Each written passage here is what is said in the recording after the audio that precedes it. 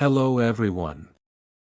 I am gonna explain line by line the famous essay, Simulation and Dissimulation, written by Francis Bacon, but before I start this lecture, if you are new to my channel, then please like and subscribe the channel. Let's start it. Dissimulation is but a faint kind of policy or wisdom. This is the beginning line of this essay. Bacon starts from the word dissimulation. So first you should understand the meaning of this word, then it will be easy for you. Basically, dissimulation refers to the act of concealing one's true intentions, emotions, or thoughts to gain advantage. Simply, when you are concealing your intention and emotions, it is called dissimulation. Now he says, dissimulation is but a faint kind of policy or wisdom. It means that dissimulation is a weak approach. Bacon suggests that it might seem clever in appearance, but it lacks the depth, strength, and authenticity of genuine wisdom or well-crafted policies. He implies that true wisdom does not rely on deceit or pretense. You can say that he says that dissimulation is not as good as a genuine wisdom. For it asketh a strong wit and a strong heart, to know when to tell truth, and to do it. Further in this line he says that telling the truth requires both wisdom and courage. Wisdom is needed to know when and how to reveal the truth, while courage is required to actually speak it, especially when it may be difficult or risky. Telling the truth isn't easy, it takes both intellectual judgment and emotional strength. Therefore it is the weaker sort of politics that are the great dissemblers. It means that he is saying that those who rely heavily on dissimulation in politics are often the weaker politicians. Instead of using honest and wise strategies, they resort to deceit because they lack the strength or skill to handle situations directly and transparently. Thus, dissimulation is a sign of weakness in leadership. Tacitus saith, Livia sorted well with the arts of her husband and dissimulation of her son, attributing arts or policy to Augustus, and dissimulation to Tiberius.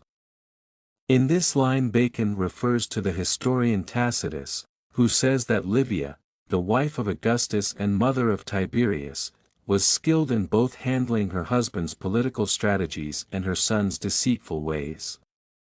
Augustus is known for his wise political decisions, while Tiberius is known for using deception. Bacon uses this example to show the difference between wisdom in politics and relying on deceit. And again, when Mucianus encourageth Vespasian to take arms against Vitellius, he saith, We rise not against the piercing judgment of Augustus, nor the extreme caution or closeness of Tiberius. In this line, Bacon refers to a moment in history where Mucianus encourages Vespasian to fight Vitellius for power.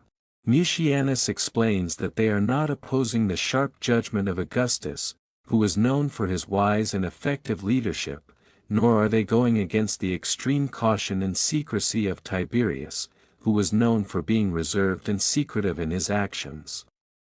Bacon is highlighting the contrast between the wisdom of Augustus and the careful, secretive nature of Tiberius, suggesting that both are qualities of strong leadership, though they are different. These properties of arts, or policy, and dissimulation, or closeness, in this line Bacon is now talking about the two main qualities we have discussed. Arts, or policy, refers to Augustus's clever strategies and wise decision-making. Dissimulation refers to Tiberius's habit of being secretive and hiding his true intentions. And then says, are indeed habits and faculties, several, and to be distinguished. It means that these qualities are different from each other, and they need to be understood separately. They are not the same thing. For if a man have that penetration of judgment, it means that if someone has the ability to think deeply and make wise decisions, penetration of judgment. As he can discern what things are to be laid open, it means that this person can judge what information should be made public and shared openly. And what to be secreted, it means that they can also decide what should be kept secret and hidden from others. And what to be shoot at half-lights, it means that sometimes, the person might choose to reveal only part of the information, showing only what is necessary, not everything. And to whom, and when, it means they also know who should be shown this information and when is the right time to share it.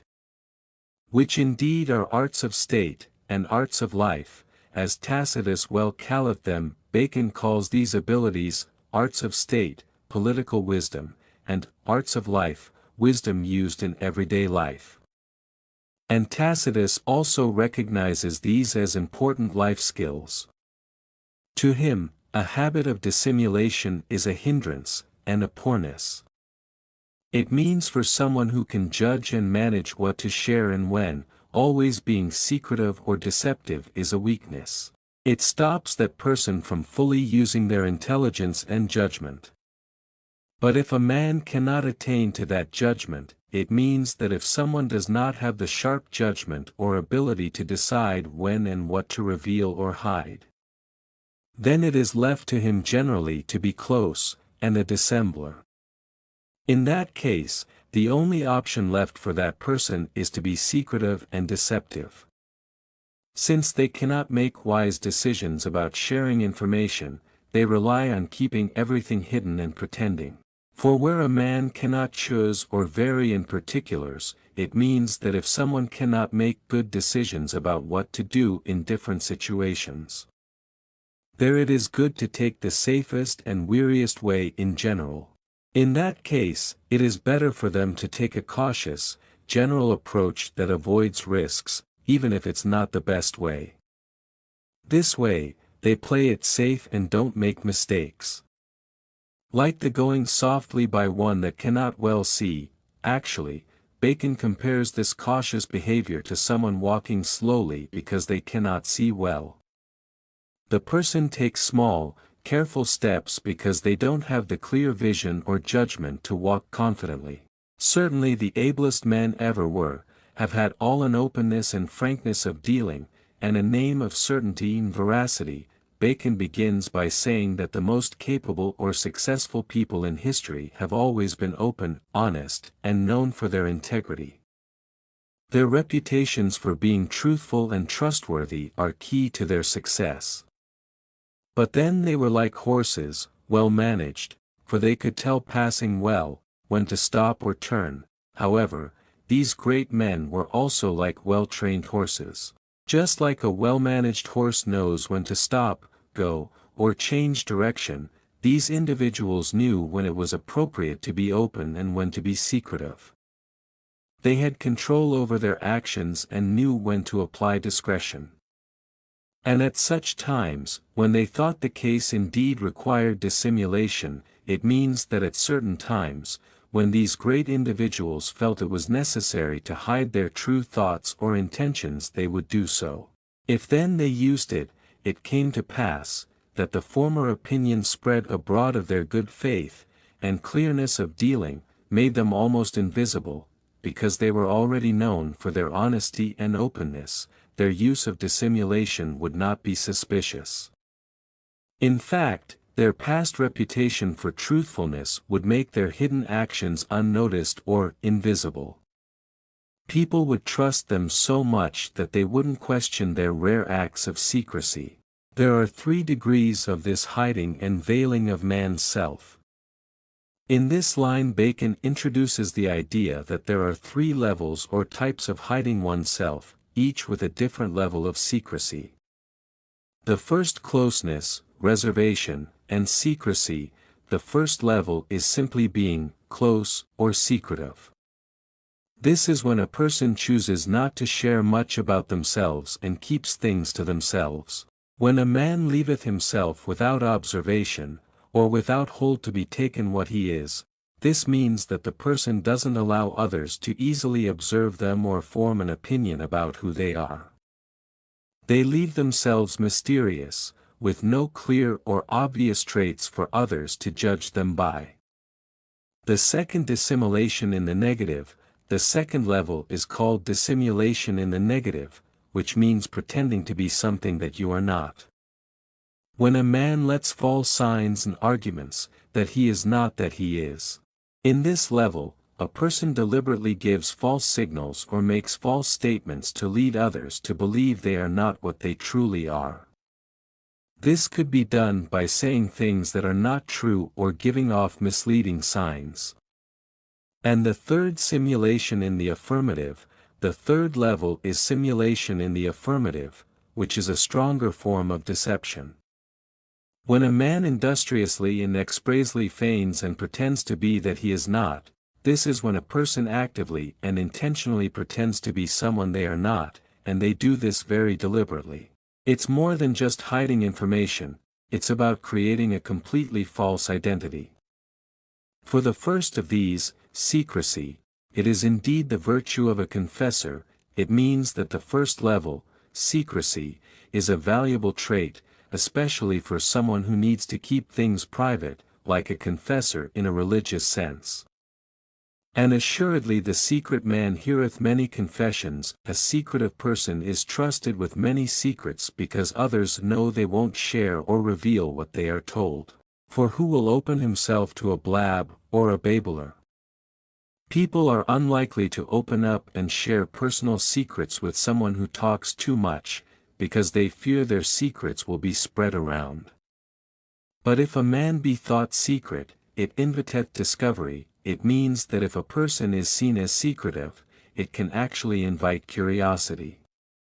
People may be drawn to try to uncover what this secretive person is hiding. As the more close air sucketh in the more open, Bacon uses a metaphor, just as tight, enclosed spaces tend to draw in the open air. People who are secretive often attract others who want to discover what they are keeping hidden. And as in confession, the revealing is not for worldly use, but for the ease of a man's heart. When people confess things, it's often not for the benefit of others but for their own relief and emotional comfort. Similarly, secrecy is not just about hiding from others, it can be about personal peace. So secret, men come to the knowledge of many things in that kind, while men rather discharge their minds, than impart their minds. Secretive people often hear many things, not because they seek to gather information, but because others feel comfortable sharing their thoughts with them. These secretive people often learn more because others are eager to discharge their thoughts rather than reveal their true selves. In few words, mysteries are due to secrecy. In short, secrets and mysteries are meant to be kept hidden. Secrecy is the proper way to handle things that should not be revealed to everyone.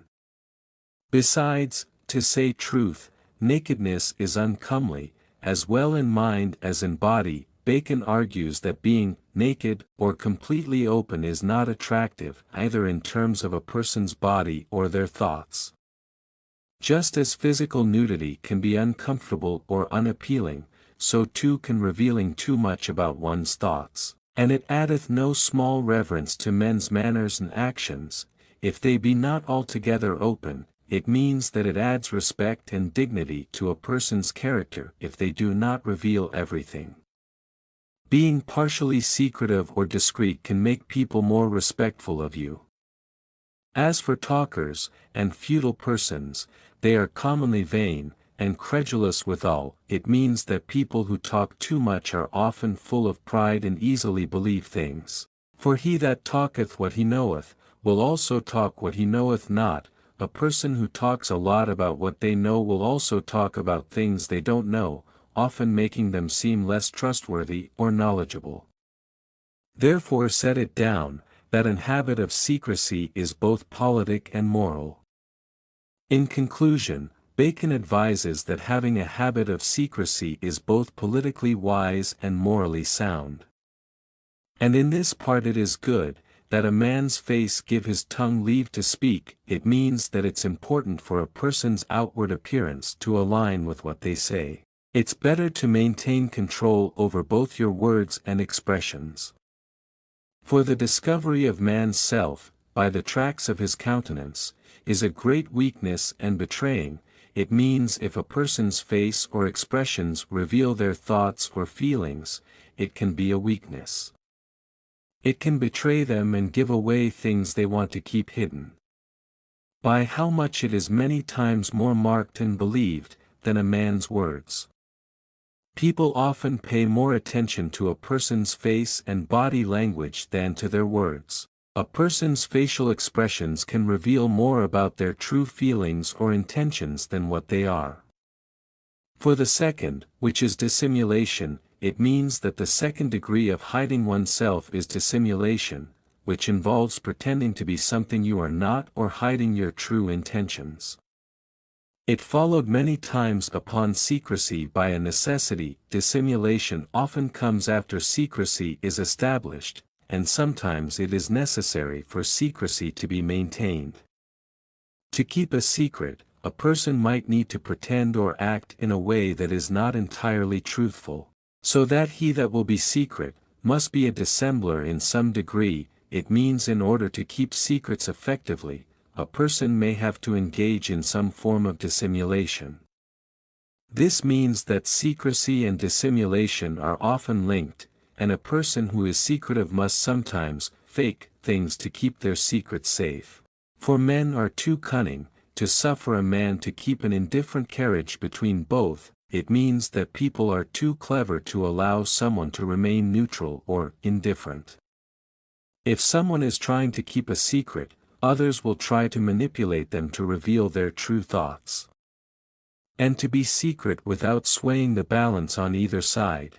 It means when someone tries to maintain secrecy, they will inevitably give off signs, through their behavior or words, that either support one side of an issue or another.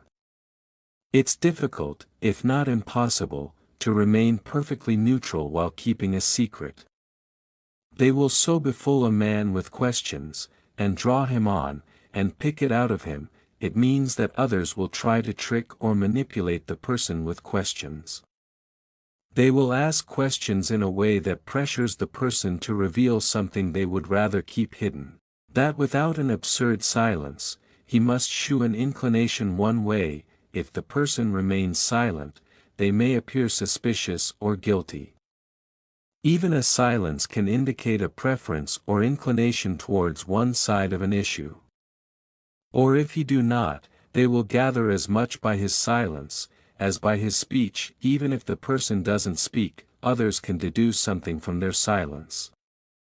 This means silence itself can communicate just as much as words do. As for equivocations, or oracular speeches, they cannot hold out long. Now Bacon mentions that vague or ambiguous statements, cryptic statements, like those from an oracle, don't last long because people eventually seek clarity and will demand direct answers. Such speech doesn't provide lasting secrecy. So that no man can be secret, except he give himself a little scope of dissimulation. In order to maintain secrecy effectively, a person must sometimes resort to a little dissimulation. That is, they may have to pretend or act in ways that mask the truth, which is, as it were, but the skirts or train of secrecy. Dissimulation, Bacon compares, is like the skirt or train of secrecy.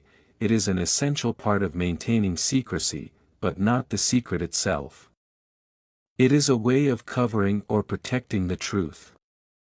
But for the third degree, which is simulation, and false profession, it means the third level of deception is simulation, where a person deliberately pretends to be something they are not.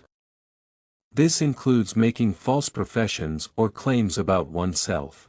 That I hold more culpable, and less politic, except it be in great and rare matters. Bacon argues that simulation is more morally wrong and less politically wise than dissimulation. It's only acceptable in rare and significant cases.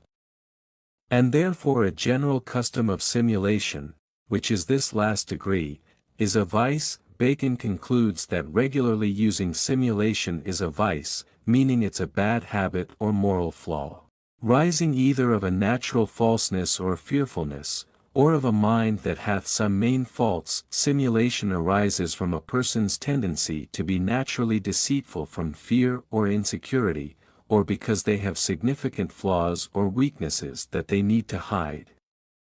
Which because a man must needs disguise, it mocketh him practice simulation in other things, lest his hand should be out of use. It means if a person feels they must hide their true self in one area of life, they may begin to practice simulation in other areas as well, even when it's unnecessary. It becomes a habit for them. The great advantages of simulation and dissimulation are three. Now Bacon lists three main benefits of using simulation and dissimulation. First, to lay asleep opposition, and to surprise. It means that the first advantage is that by keeping your true intentions hidden, you can surprise your enemies or competitors. They won't see your plans coming because they believe something else is happening. For where a man's intentions are published, it is an alarm to call up all that are against them. When you openly reveal your intentions, it gives others the opportunity to oppose or block you. Publicly stating your plans serves as an alert for opposition. The second is, to reserve to a man's self a fair retreat. It means the second advantage is that by keeping your true intentions hidden, you maintain the option of retreating or backing out without facing embarrassment or failure. For if a man engage himself by a manifest declaration, he must go through, or take a fall. If a person publicly declares their intentions or makes a firm commitment, they are committed to seeing it through. If they fail, they will face a significant downfall. Keeping things secret gives them the flexibility to retreat if necessary. The third is, the better to discover the mind of another. The third advantage is that by using dissimulation, a person can more easily learn what others are thinking or planning. For to him that opens himself, men will hardly shew themselves averse, but will, fair, let him go on. It means when someone reveals their thoughts openly, whether intentionally or not, others are less likely to oppose them directly. Instead, they will let them speak freely, offering less resistance. And turn their freedom of speech to freedom of thought. It means when someone speaks openly, others often feel more comfortable thinking freely and sharing their own thoughts in response. And therefore it is a good shrewd proverb of the Spaniard, tell a lie, and find a truth. Now Bacon references a Spanish proverb, which means that sometimes lying or pretending can reveal the truth. By pretending to be something you are not, you might get others to reveal their true thoughts or intentions. As if there were no way of discovery, but by simulation. Bacon concludes that, in some cases, the only way to uncover the truth is through simulation or pretending. It can be a strategic method of discovering what others are thinking. There be also three disadvantages to set it even. Bacon acknowledges that, just as there are advantages to simulation and dissimulation, there are also three major disadvantages to consider. The first, that simulation and dissimulation commonly carry with them a shoe of fearfulness. It means the first disadvantage is that using simulation and dissimulation often makes a person appear fearful or unsure of themselves. Others may sense that the person is hiding something or not being entirely truthful, which could suggest they are afraid or lacking confidence. Which in any business doth spoil the feathers of round flying up to the mark. Bacon uses a metaphor here, comparing a person's confidence or success to a bird flying smoothly toward its goal. If someone appears fearful or deceptive, it hampers their ability to achieve their goals effectively. Just as a bird's flight is spoiled if its feathers are damaged, a person's success is harmed if they seem fearful or deceptive. The second, that it puzzleth and perplexeth the conceits of many. The second disadvantage is that simulation and dissimulation can confuse or baffle others. If a person is constantly hiding their true thoughts or pretending, it can create doubt and confusion in the minds of those around them that perhaps would otherwise cooperate with him. It means that these confused people, who might otherwise have been willing to cooperate, now find it difficult to trust or work with the person who is being deceptive or secretive. And makes a man walk almost alone to his own ends. As a result of this confusion, the person who practices dissimulation or simulation may end up isolating themselves. They might have to pursue their goals alone because others no longer trust or understand them. The third disadvantage is the most significant one, according to Bacon, that it depriveth a man of one of the most principal instruments for action, which is trust and belief. It means that the third and greatest disadvantage of simulation and dissimulation is that they destroy trust. Trust and belief are essential tools for effective action and cooperation. When people are found to be deceitful or secretive, they lose the trust of others. This loss of trust can prevent them from achieving their goals because others will no longer believe in or support their actions. The composition and temperature is, now Bacon concludes by describing the proper balance or combination of characteristics a person should have.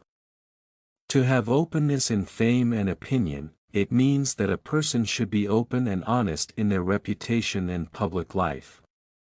Openness in how one is perceived by others and in their opinions is important for maintaining trust and integrity.